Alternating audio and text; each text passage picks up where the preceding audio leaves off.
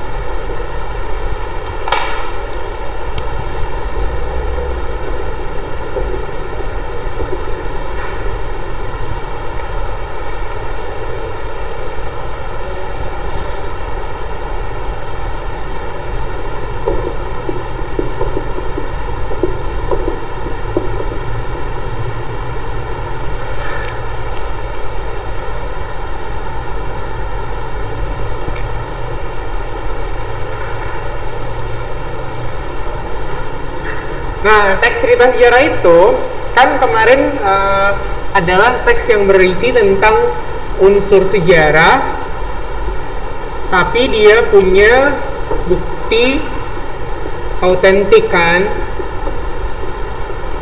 atau bukti yang masih bisa kita cari kebenarannya.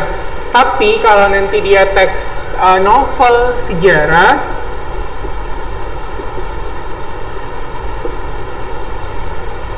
nah, novel sejarah itu lebih ke hal-hal yang sifatnya sejarah, tapi sudah ada unsur imajinatifnya.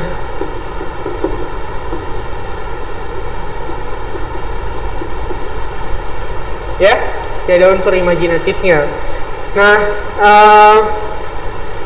dalam segi struktur, ya, strukturnya ada beberapa.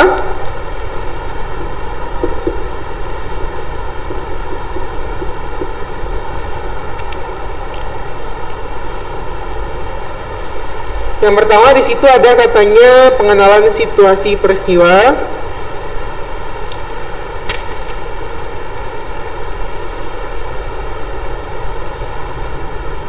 Ada orientasi ya. Orientasi atau ini namanya pengenalan peristiwa. Pengenalan ini biasanya berisi tokoh plus sifatnya. Terus ada juga namanya pengungkapan peristiwa. Nah, pengungkapan peristiwa ini berisi aktivitas normal si tokoh.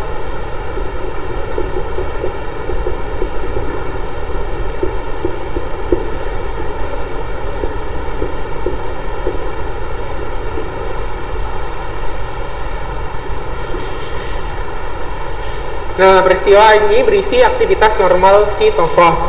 Nah, terus selanjutnya di bagian 3 kan misalnya gini, ada dia raja yang bijaksana, terus misalnya guru yang baik hati, murid yang rajin.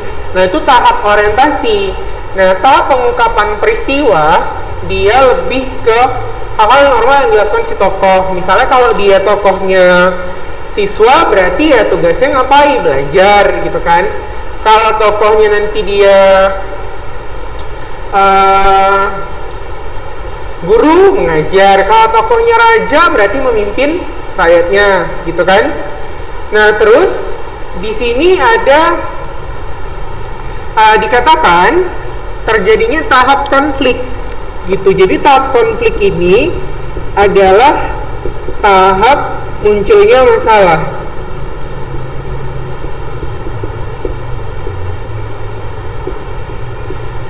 Ya, tahap munculnya masalah. Jadi kan dalam kehidupan ini selain aktivitas normal kita sehari-hari, kadang kan muncul sesuatu yang kita sebut sebagai masalah. Masalah itu kan terjadi ketika ekspektasi kita tidak sesuai dengan realita. Yang kita harapkan itu berseberangan atau berselisih dengan realita yang ada. Contoh misalnya gini, realitanya kita mau lulus, ternyata kita nggak lulus. Nah, berarti itu kan masalah. Apa yang kita harapkan tidak sebanding dengan apa yang terjadi. Nah, itu namanya masalah, gitu kan? Nah, masalah ini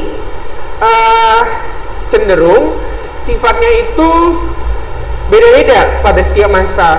Karena itu kan tergantung pada masanya juga. Kadang-kadang ada kalau masa-masa kerajaan dulu masalahnya itu adalah raja-raja yang tirani misalnya, gitu kan? Terus ada juga rakyat-rakyat yang tertindas. Kalau sekarang masalahnya mungkin udah lebih modern lagi gitu ya, kayak masalah kayak teknologi, terus masalah perkembangan budaya, globalisasi gitu. Jadi pada dasarnya setiap masa itu, setiap periode mengajarkan kita hal yang berbeda, dan beda juga cara kita untuk menyelesaikannya, ya. Nah, itulah namanya konflik. Jadi konflik itu tahap ketika si tokoh itu menghadapi masalah. Sementara kalau di sini masih tokoh dan sifat, di sini aktivitas normalnya. Selanjutnya ada namanya tahap klimaks. Klimaks itu atau sering kita sebut sebagai tahap puncak konflik.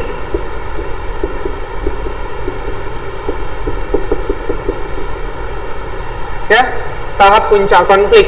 Nah, tahap puncak konflik ini dia lebih ke hal-hal yang sifatnya sudah menimbulkan efek. Jadi ketika masalah itu sudah menimbulkan efek masalah, itu namanya adalah tahap klimaks. Misalnya gini, ada masalah di bidang teknologi misalnya, orang menyalahgunakan teknologi untuk penipuan misalnya, atau penjualan barang-barang ilegal, masalah ya. Tapi selama penipuan atau penjualan barang ilegal tadi itu misalnya untuk orang yang sama-sama butuh, misalnya gini ya, kalian tahu nggak Titi Gantung di Kota Medan itu kan jual buku bajakan.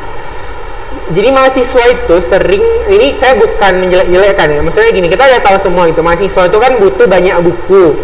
Nah, bukunya itu sering dibeli di tempat-tempat yang mungkin kata orang bajakan, atau mungkin katanya buku bekas gitu ya. Nah, sebenarnya itu kan memperkecil industri perbukuan itu, atau kepenulisan. Cuman kan itu kadang-kadang nggak menimbulkan masalah. Kenapa? Karena gini, yang jual dengan yang beli merasa sama-sama untung. Cuman bedanya mungkin di penulisnya dirugikan karena dia nggak dapat royalti gitu ya.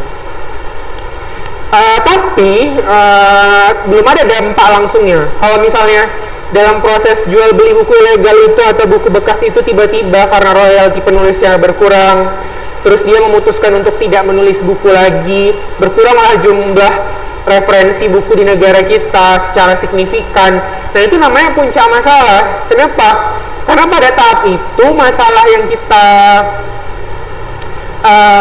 buat atau yang kita harapkan itu udah menimbulkan efek secara signifikan, baik secara perorangan maupun secara global. Misalkan pengurangan jumlah buku atau referensi di negara kita itu kan masalah ya, besar gitu kan dampaknya. Kalau misalnya banyak penulis-penulis yang berhenti atau udah malas gitu buat terbitan baru gara-gara royalti atau pembayarannya itu kurang atau nggak ada gitu kan, berarti kan program literasi negara kita terhenti. Nah itu namanya puncak konflik. Sama juga misalnya kalian contoh nih ya, malas belajar, masalah, tapi untuk dalam jangka waktu pendek itu belum ada efeknya gitu kan. Tiba-tiba gara-gara malas belajar akhirnya nggak lulus misalnya ujian, gara-gara nggak lulus misalnya tinggal kelas, contoh. Kan itu udah menimbulkan efek ya, udah menimbulkan dampak. Nah, tahap ketika kalian tinggal kelas atau dampak dari kalian malas belajar itu namanya puncak konflik. Malas belajar itu konflik, dampak dari kalian malas belajar tinggal kelas terus nilainya nggak lulus itu adalah puncak konflik. Ketika masalahnya tadi sudah menimbulkan efek. Nah selanjutnya kan namanya masalah kita pasti butuh namanya resolusi.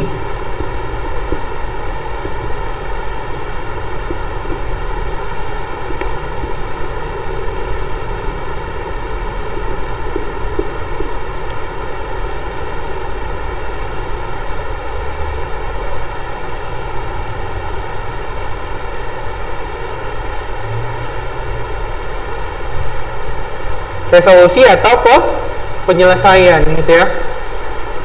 Nah resolusi atau penyelesaian ini dia sifatnya memberikan solusi dari masalah yang ada. Terus bagaimana, apakah dengan tinggal kelas itu kamu berubah menjadi lebih baik, ataukah mungkin pindah sekolah atau gimana misalnya, atau dengan penjualan buku bajakan tadi misalnya entah harga pajak bukunya yang diturunkan supaya pembeli juga tidak terlalu terbebani, penulis pun juga misalnya dapat royalti yang sesuai gitu kan. Nah itu namanya penyelesaian. Nah dari situ kita belajar sesuatu. Nah nama pembelajaran itu namanya koda. Jadi koda ini berisi penutup yang berupa amanat ya. Jadi koda ini berisi penutup yang berupa amanat. Nah gitu ya. Jadi dia berisi penutup yang berupa amanat. Nah jadi kalau misalnya kita belajar terus ada hal-hal yang sifatnya masalah, lalu dari masalah itu pasti kita belajar sesuatu hal. Karena kalau misalnya kita berhenti belajar, kita berhenti untuk menginovasi diri kita, maka masalah yang sama akan muncul berulang gitu ya.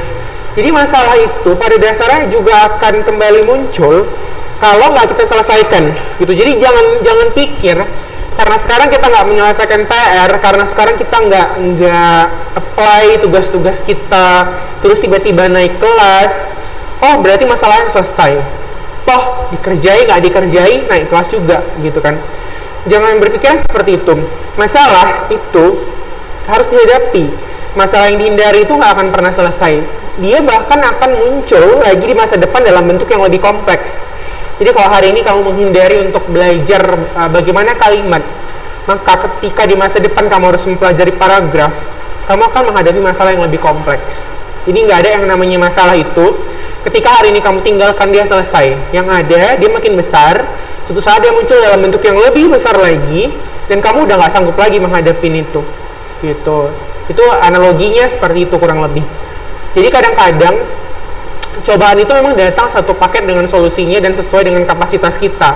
Tapi yang buat kadang-kadang kita nggak bisa menghadapinya karena kita menumpuknya menjadi masalah yang besar sehingga kita nggak bisa menghadapinya dalam satu waktu. Gitu. Jadi poinnya adalah kalau misalnya ada masalah diselesaikan sikit-sikit, dihadapi gitu. Jangan ditumpuk akhirnya sampai kapasitas kita udah nggak sanggup lagi untuk menyelesaikan itu. Gitu ya kurang lebih.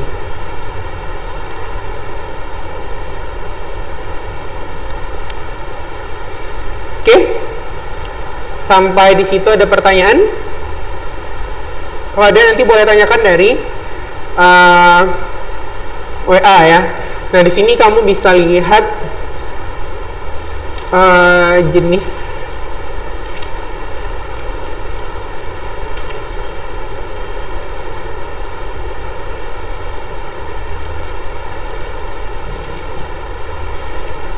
struktur di halaman 43. Jadi di halaman 43 itu katanya ada mengidentifikasi struktur teks cerita sejarah. Jadi ada novel sejarah, seperti juga novel-novel lainnya termasuk ke dalam genre teks cerita ulang. Novel sejarah juga mempunyai struktur teks yang sama dengan struktur novel lainnya, yaitu orientasi, terus pengungkapan peristiwa,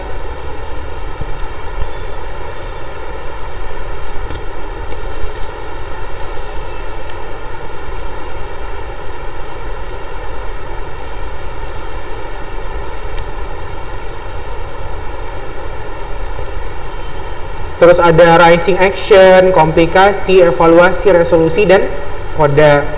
Nah, pengenalan situasi cerita atau exposition, orientasi dalam bagian ini, pengarang memperkenalkan setting cerita, baik waktu, tempat, maupun peristiwa. Selain itu, orientasi juga dapat disajikan dengan mengenalkan para tokoh, gitu. Jadi, di sini kita bisa lihat bahwasanya ada adegan dan hubungan antar para tokoh dalam pengenalan situasi. Jadi misalnya latar backgroundnya, latar budaya, karena seperti yang pernah mungkin saya sampaikan di kelas 11 dulu ya, ketika kita belajar cerpen, latar budaya itu sangat mempengaruhi pesan atau amanat yang bisa kita ambil dalam cerita. Ya, misalnya contoh gini, kamu belajar dengan kendaraan yang bagus, jalannya bagus, datang ke sekolah, dengan kamu belajar dari tempat yang mungkin jalannya hancur, ada sungainya, gak ada jembatan, ngelewati titik yang udah mau putus, itu amanatnya beda, walaupun sama-sama belajar dan pergi ke sekolah. Nah, sama juga ketika kita melakukan pengungkapan peristiwa, jadi aktivitas normal itu beda, tergantung juga pada latar atau background cerita. Beda mungkin guru yang ada di Indonesia dengan guru yang ada di Jerman, atau guru yang ada di Prancis, mungkin ada yang di Jepang, beda cara aktivitas, cara menyampaikan pelajarannya gitu. Mungkin kalau kayak guru di Finlandia yang satu kelas tuh cuma 5 siswa, terus jam belajarnya hanya 5 jam sehari, mungkin ya cara gurunya itu mungkin lebih santai, terus lebih banyak quality time-nya gitu sama siswa gitu kan. Sama guru di Indonesia yang mungkin dari segi menghadapi siswa satu kelas misalnya 30-an gitu kan, terus tuntutan administrasi apa segala macam yang pasti responnya jadi beda gitu kan, dengan yang guru-guru luar negeri yang dia cuma menghadapi 5 siswa, sehingga lebih intensif gitu, lebih kenal siswanya gimana, latar belakangnya seperti apa gitu kan, jadi lebih dekat aja gitu akhirnya. Nah, terus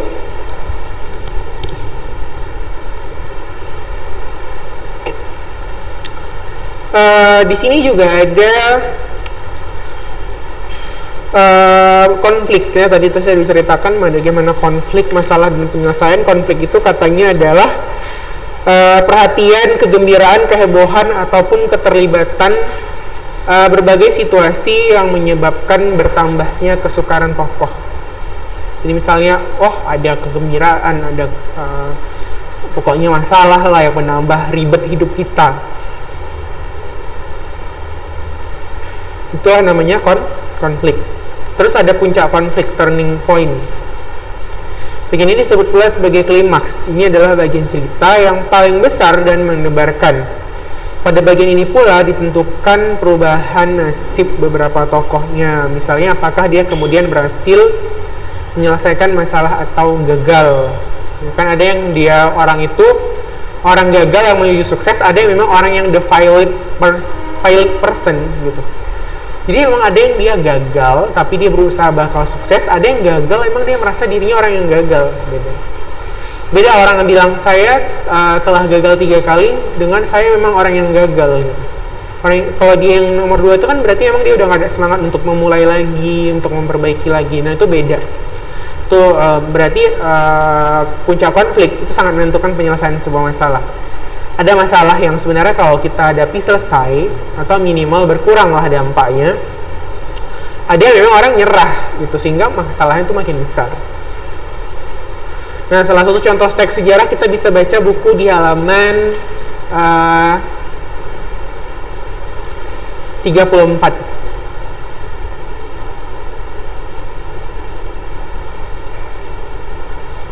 Masing-masing buka bukunya halaman 34.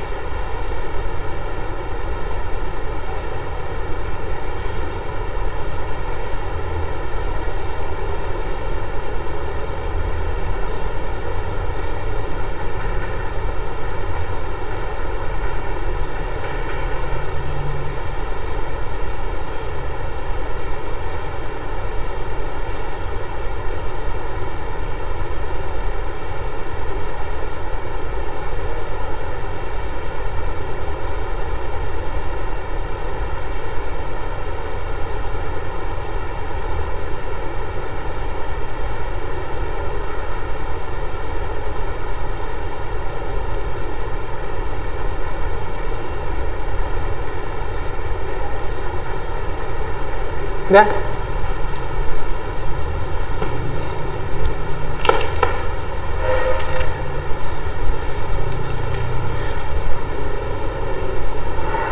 Coba lihat di sini halaman 34.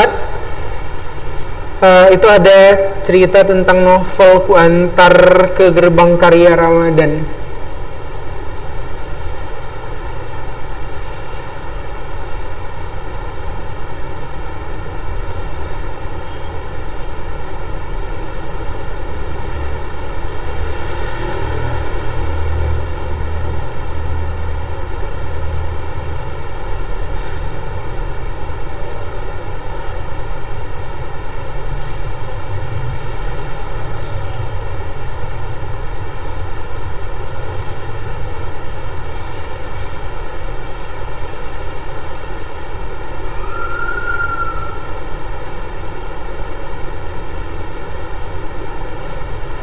Nah, di situ katanya Ramadan KH membuat sebuah novel. Novel ini mengisahkan tentang cerita romantis Ibu Inggit dengan Soekarno, Bapak Proklamator. Jadi Soekarno ini seperti yang kita ketahui dia salah satu presiden yang sukses sih memang, cuman dia punya banyak istri gitu ya.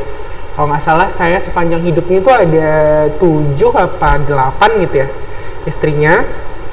Nah, jadi sepanjang hidup ini dia ganti-ganti istri gitu. Maksudnya ganti-ganti itu bukan kayak 1 kali masa hidupnya itu sampai ada 4-5, enggak.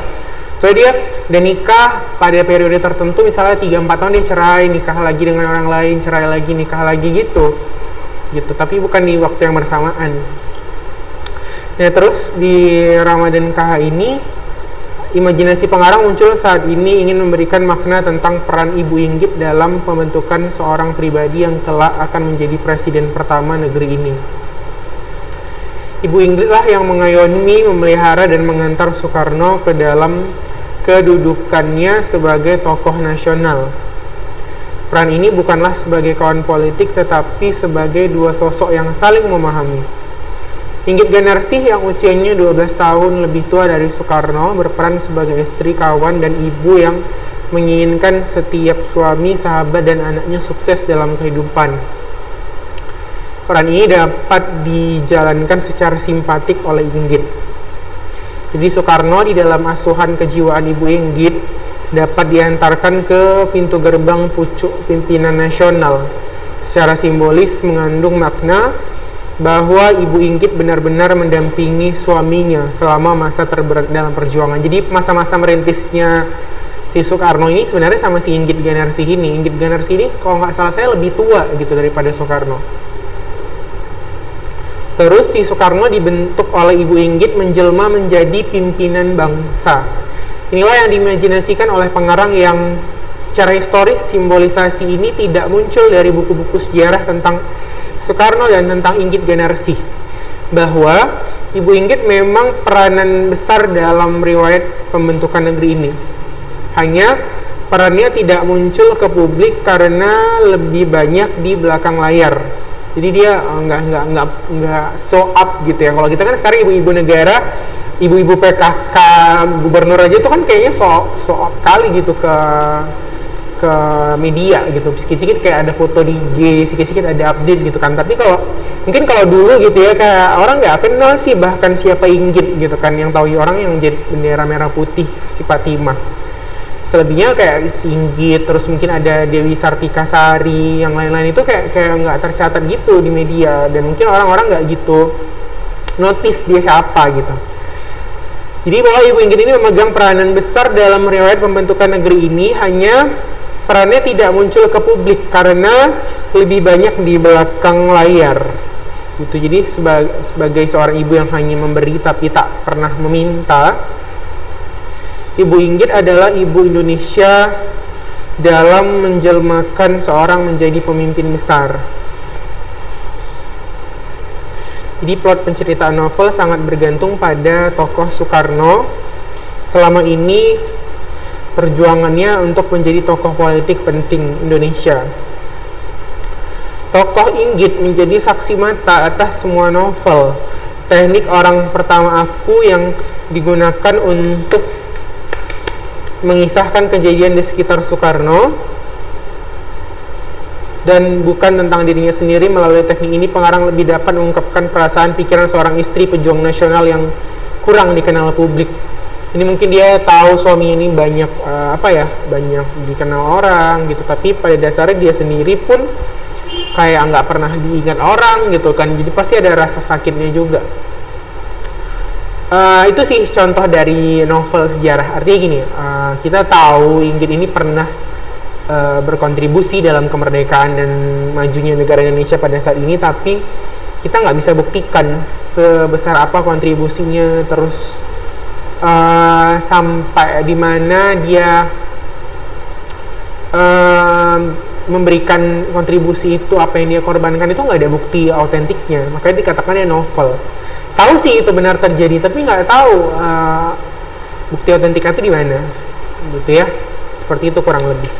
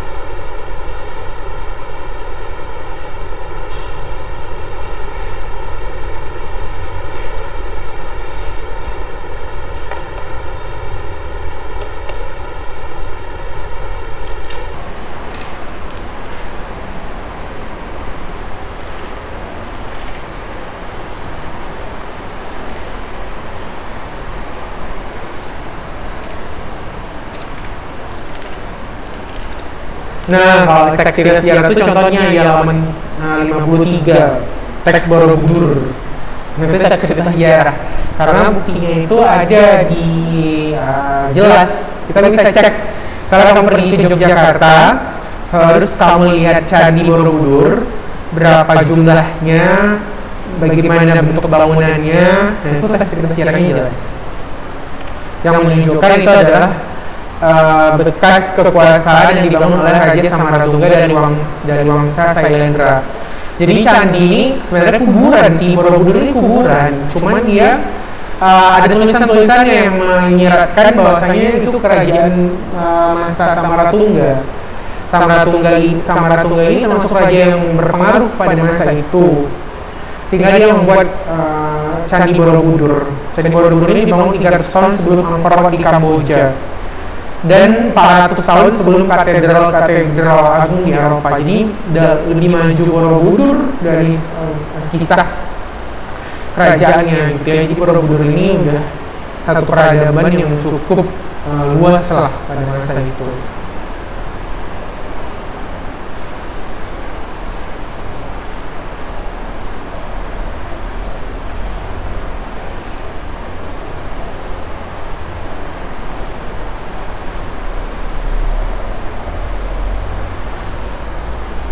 Jadi Candi Borobudur adalah monumen Buddha terbesar di dunia katanya. Dibangun pada masa Raja Samaratungga dari Wangsa Sailendra pada tahun 824. Candi Borobudur dibangun 300 tahun sebelum Angkor Wat di Kamboja dan 400 tahun sebelum katedral agung di Eropa. Jadi Candi Borobudur memiliki luas 123 kali 123 meter kubik dengan 504 patung Buddha dan 72 stupa. Stupa itu kayak kuburan yang terbalik gitu, kayak ditutup gitu, kayak tutup panci yang terbalik. Tapi dia aslinya stupa itu kuburan. Dan satu stupa induk. Jadi dia ada satu stupa yang besar, yang lainnya stupa-stupanya itu yang kecil.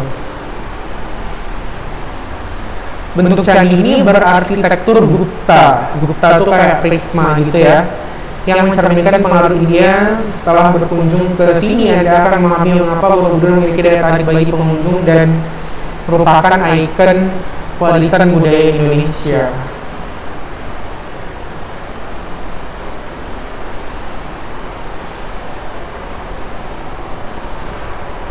Jadi lembaga internasional dari PBB yaitu UNESCO mengakui sekaligus memuji Candi Borobudur sebagai salah satu monumen Buddha terbesar di dunia. Di candi ini ada 2.672 panel relief yang apabila disusun berjajar panjangnya mencapai 6 km. Ensemble reliefnya merupakan yang paling lengkap di dunia dan tak tertandingi nilai seninya, serta setiap adegannya adalah makarya yang utuh.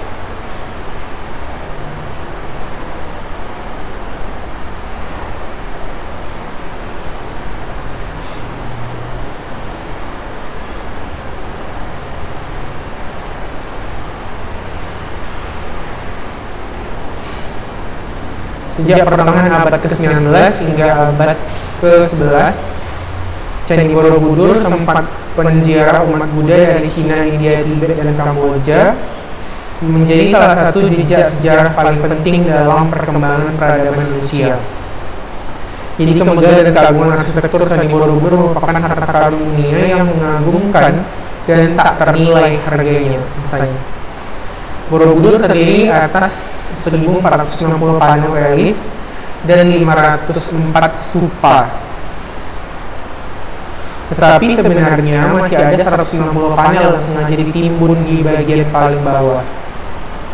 Jadi kayak misalnya ada banyak sebenarnya masih panel-panel di bawah itu sengaja ditimbun gitu, karena berisi adegan sutra karma wibangga, hukum sebab akibat. Ada pula yang menyatakan bahwa penimbunan bagian bawah tersebut untuk menguatkan bagian fondasi yang sejak awal ditemukan sudah sangat rusak. Ini sengaja ditimbun supaya tetap kokoh gitu ya. Kalau nggak nanti dia rubuh.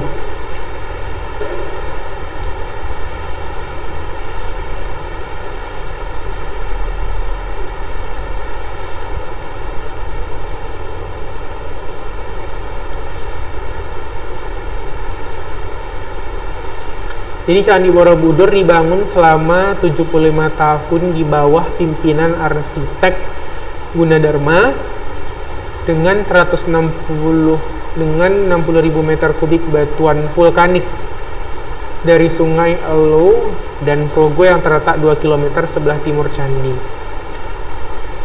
Saat itu sistem metrik belum dikenal dengan satuan panjang digunakan untuk membangun Candi Borobudur adalah tala yang dihitung dengan cara merentangkan ibu jari dan jari tengah atau mengukur panjang rambut dari dahi hingga dasar dagu.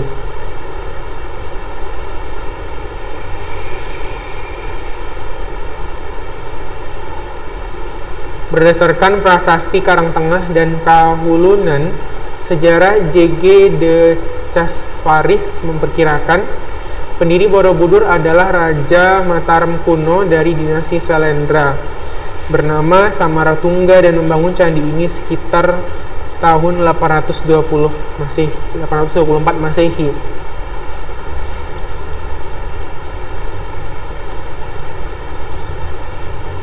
Ini sambil dibaca sambil menentukan strukturnya ya.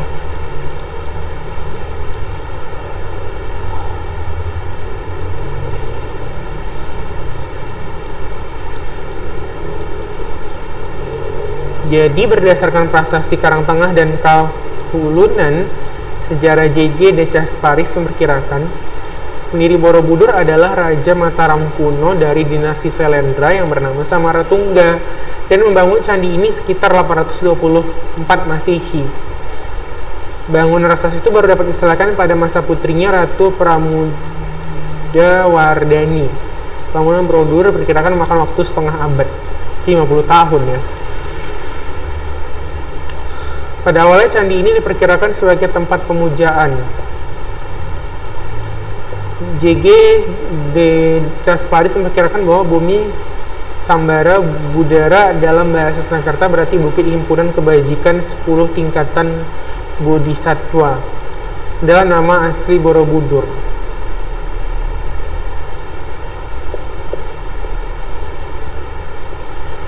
Sebagian sejarawan juga ada yang menyatakan bahwa nama Borobudur berasal dari bahasa Sanskerta yaitu Vihara Budaur, artinya Vihara Buddha di bukit. Candi ini berada di Jawa Tengah di puncak bukit menghadap ke sawah yang subur. Di antara bukit-bukit yang renggang, cakupan wilayah sangat besar yakni berukuran 123 x 123 meter. Candi Borobudur ternyata dibangun di atas sebuah danau purba. Dulu kawasan tersebut merupakan muara dari berbagai aliran sungai. Karena tertimbun endapan lahar kemudian menjadi dataran. Pada akhir abad ke-8, Raja Samaratungga dari Wangsa Selendra lantas membangun Candi Borobudur yang dipimpin arsitek bernama Gunadarma hingga selesai tahun 746 Saka atau 824 Masehi. Luas bangunan Candi Borobudur ialah 15.129 meter kubik yang tersusun dari 55.000 kubik batu. Terdiri atas 2 juta potongan batu-batu. Ukuran batunya itu 25 x 10 x 15. Jadi memang benar-benar diukur gitu ya. Panjang potongan batu yang secara keseluruhan 500 km dengan berat keseluruhan batu adalah 1,3 juta ton. Dinding Candi Borobudur dikelilingi oleh gambar atau relief yang merupakan satu rangkaian cerita yang tersusun atas 1.460 panel. Panel panjang masing-masing 2 meter, jadi kalau rangkaian relief itu dibentangkan, panjang relief seluruhnya mencapai 3 km.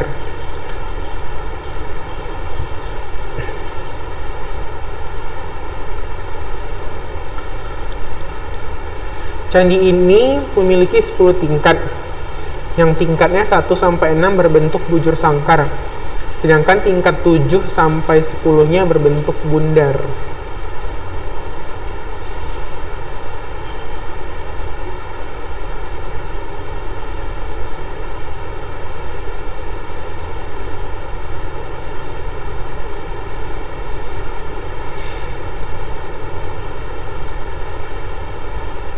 Arca yang terdapat di seluruh bangunan candi berjumlah 504 buah. Sementara itu tinggi candi dari permukaan tanah sampai ujung stupa induk dulunya 42 meter. Namun sekarang tinggal 34,5 meter setelah tersambar petir. Bagian paling atas di tingkat ke-10 terdapat stupa besar berdiameter 9,90 meter dengan tinggi 7 meter. Arsitektur dan bangunan batu candi ini sungguh tiada bandingannya. Candi ini dibangun tanpa menggunakan semen. Strukturnya seperti sebuah kesatuan deretan Lego yang saling mengukuhkan dan dibuat bersamaan tanpa lem sedikit pun.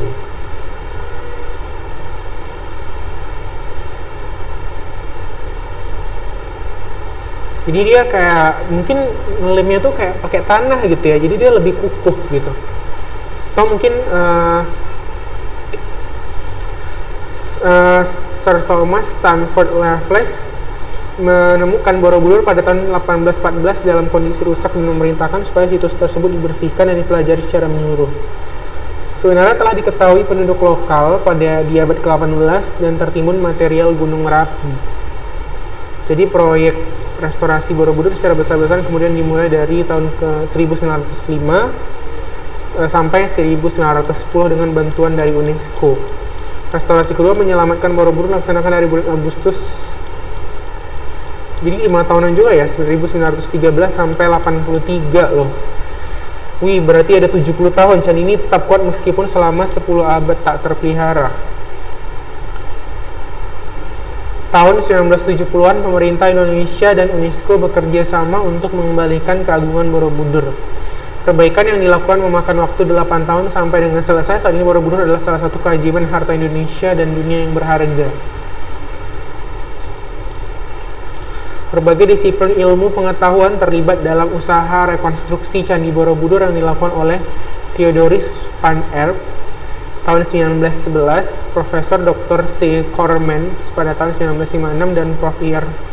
Ruseno tahun 1971. Kita patut menghargai usaha mereka memimpin pemugaran candi. Mengingat berbagai kendala dan kesulitan yang dihadapi tidaklah mudah, akhirnya pada tahun 1991 akhirnya Borobudur ditetapkan sebagai warisan dunia oleh UNESCO.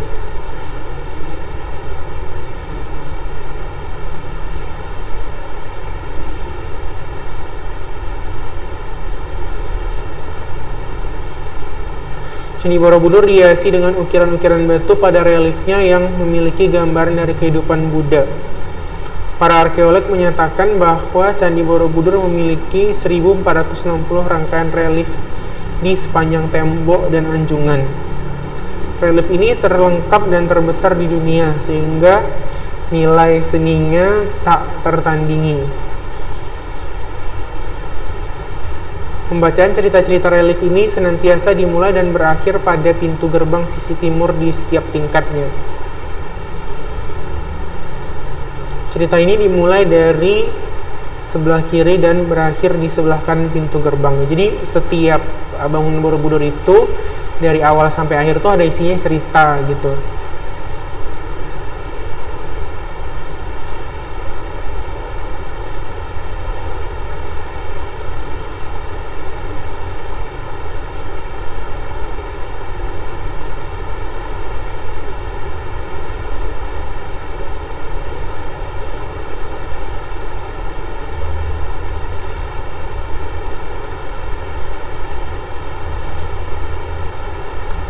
Monumen ini adalah tempat suci dan tempat berziarah kaum Buddha. Tingkat 10 candi melambangkan 3 divisi sistem kosmik agama Buddha. Ketika Anda memulai perjalanan, mereka melewati dasar candi untuk menuju ke atas. Mereka akan melewati 3 tingkatan dari kosmologi Buddhis, dan hakikatnya merupakan tiruan dari alam semesta yang menuntut ajaran Buddha terdiri dari 3 bagian besar, yaitu Kathmandu atau dunia keinginan, Rupadatu dunia berbentuk, dan Arupadatu dunia tak berbentuk.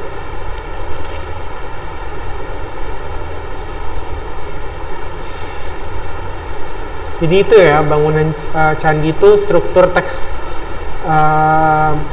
cerita sejarah yang dimulai dari orientasinya, kapan dibangunnya, pada masa raja apa.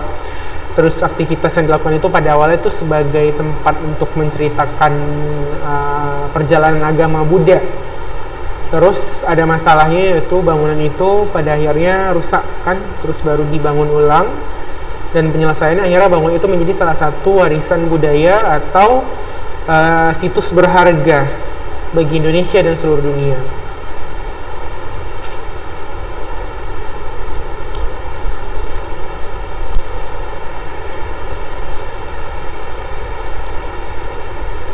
Oke, sampai di situ. Sini kita bisa lihat ya, ada konten kebahasaan pada halaman 60. Coba masing-masing baca bukunya di halaman 60.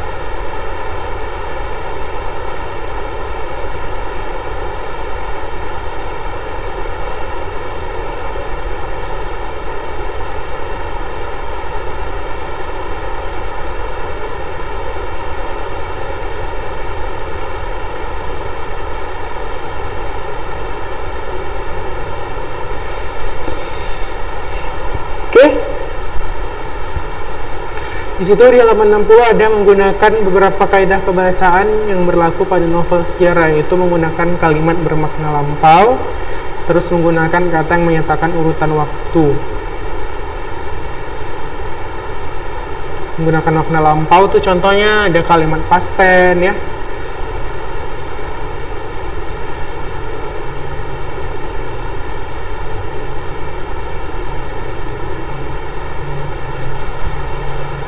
Terus ada menggunakan konjungsi temporal.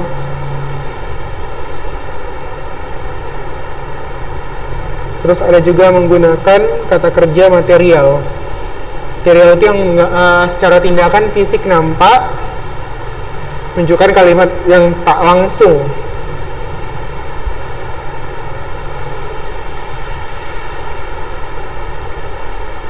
Dan menggunakan kata kerja yang menyatakan sesuatu yang dipikirkan atau kata kerja mental.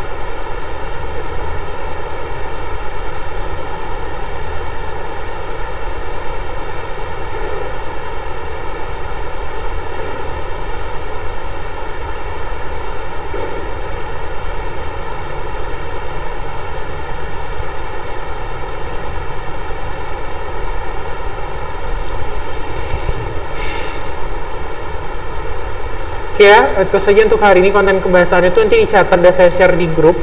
Terus untuk strukturnya juga nanti dicatat. Nanti kalau ada pertanyaan boleh tanyakan dari WA. Saja, assalamualaikum warahmatullahi wabarakatuh.